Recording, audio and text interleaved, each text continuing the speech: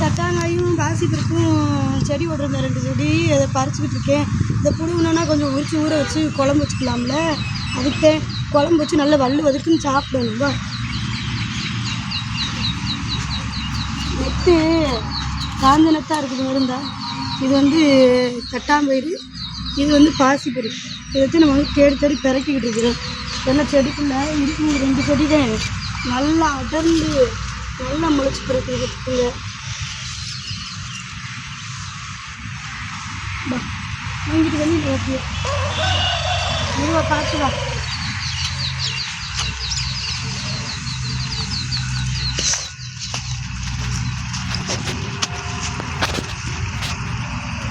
பச்சை பயிறு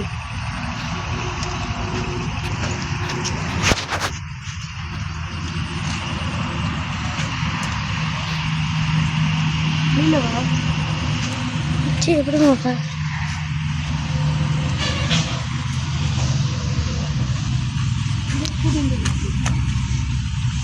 இங்கிட்டு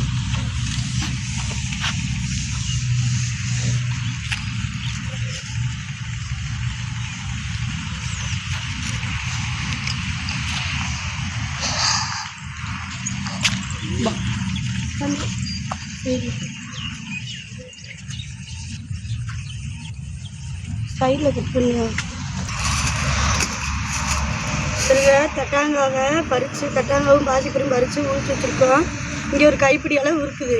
இதையும் பறித்து ஒரு 2 நாள் இன்னும் கொஞ்சம் காஞ்சிச்சுன்னு சொன்னாக்கா நல்லா அதையும் பறிச்சிடலாம். அங்கே வந்து பச்சை தட்டாங்காய். அப்போ முன்னாடிலாம் காய்ச்சி சைடு போகும்போது நம்மகிட்ட தோப்பு துறவெல்லாம் கிடையாது. சும்மா அடுத்து ஓட்டிருப்பாங்க. 2 வரிச்சு தின்னுட்டு அப்படியே வரும். தான் பச்சை தட்டாங்காய் நல்லா இருக்கும், அருமையாக இருக்கும். குழம்பு வச்சு வல்லு வதக்குன்னு கத்திரிக்காய் அதெல்லாம் போட்டு சாப்பிட வேண்டியது. ஓகே பாய் பாய்ங்க.